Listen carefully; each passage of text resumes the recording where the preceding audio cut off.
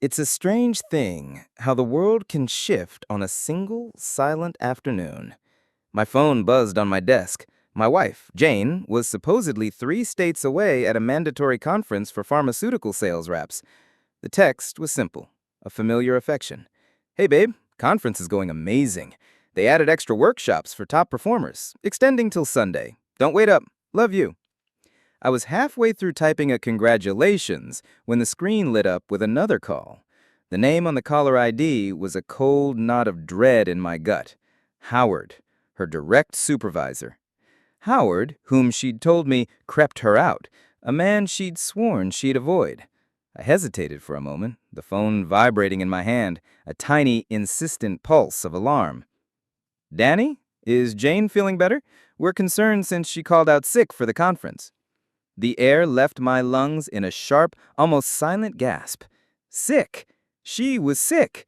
Not at a conference, not a top performer, but sick. The word echoed in my head, a hollow bell of deceit. It was a lie so effortless, so casually delivered, it made her text feel like a slap. Thanks for the information, Howard, I heard myself say, my voice sounding distant and strange, as if it belonged to someone else. I'll be sure to pass that on. I hung up.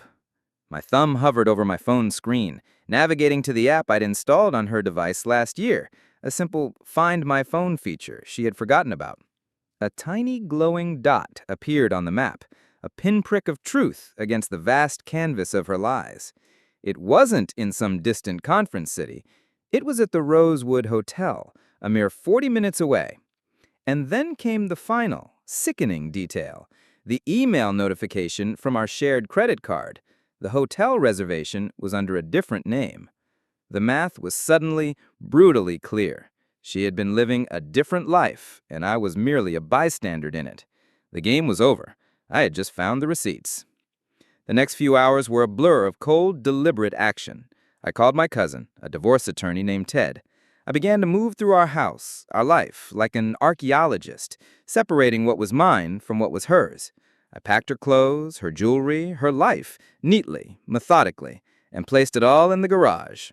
Organized and labeled because even in the face of such betrayal, I could not be anything but thorough. The divorce papers Ted promised were waiting for me on the counter. I left them there, with a note that held the final, biting truth.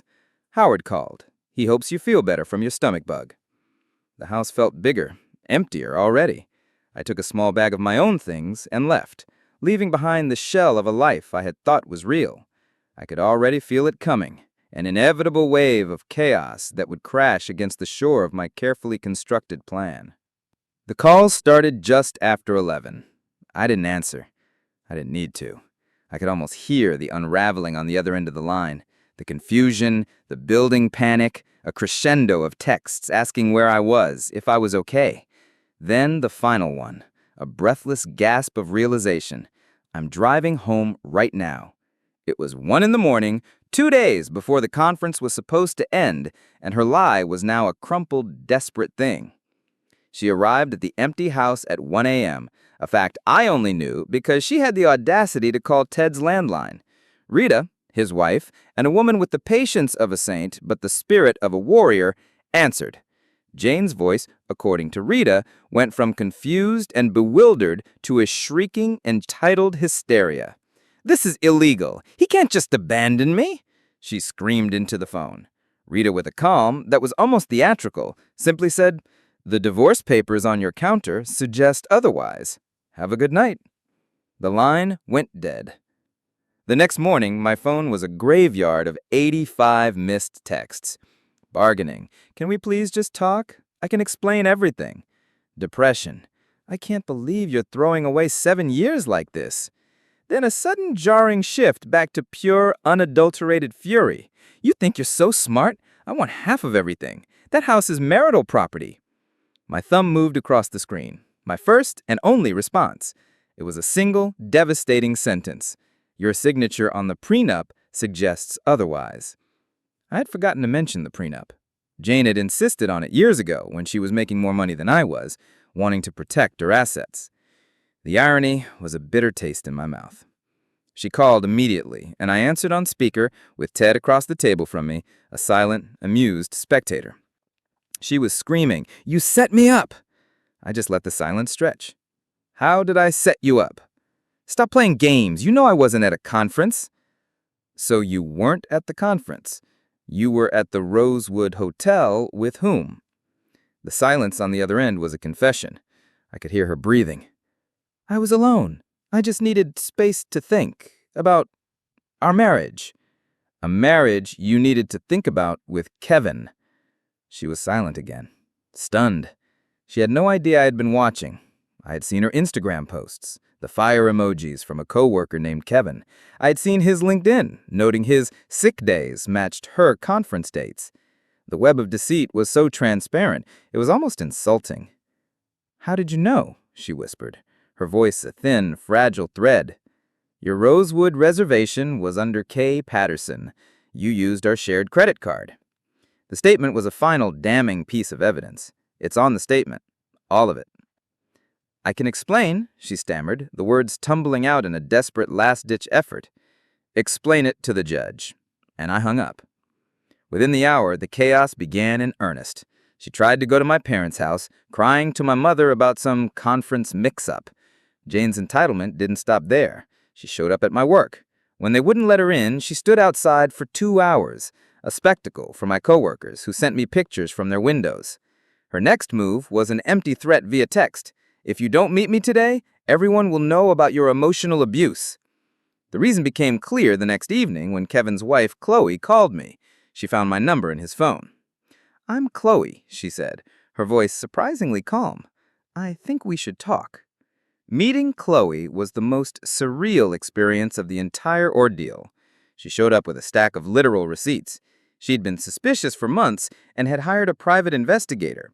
She had photos of them at lunch, hotel receipts from 3 other cities, and text screenshots where Kevin bragged about his pharmaceutical sales girl.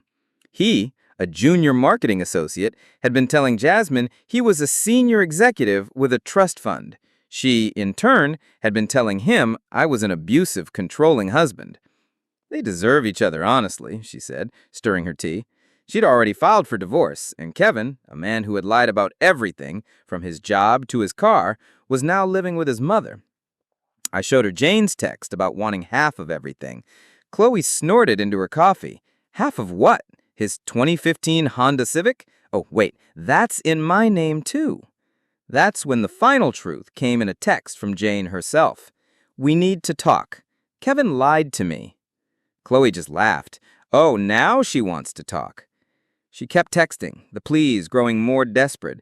"We need to talk. He's married. He lied. I made a mistake. Can we please just meet for tea?" The last one, sent at 2 a.m. in all caps, was a frantic plea for an answer. "This is so immature. Answer me!" The next week, the consequences came crashing down. Jane was fired, not for the affair, but for lying about being sick. 3 other reps had seen her with Kevin and reported it to HR. Her attempt to file for unemployment was denied. She had lost her career, her affair, and now, soon, she would lose her sense of reality. The fraud attempt was the least of it. My colleagues witnessed her mother, and her sister stage a protest outside my office, a spectacle that ended with a police report. The final act of her self-insulation came when her affair partner, Kevin, met me and pathetically begged me to take her back so she would leave him alone. I simply laughed, telling him he made his bed and would have to lie in it. The divorce was finalized within the month, a clean split as per the prenup. The judge, presented with a mountain of evidence from hotel receipts, bank fraud attempts, to police reports for harassment, dismissed Jane's claims of emotional violence. She was ordered to pay my legal fees. In the end, everyone got what they deserved. Jane, now unemployed and disgraced, lives with her mother. Kevin is broke and back with his high school ex. I got a promotion, and the house is quieter. As a final, ironic twist, the hotel where she had her affair sent me a thank you card for the points she'd racked up, enough for a free weekend stay. I'm taking my new girlfriend Amber there next month. The whole ordeal was a testament to how easily some people can lie. Conference is going amazing. It made me wonder how many other conferences were just a 40-minute drive away. But I realized it It was no longer my problem.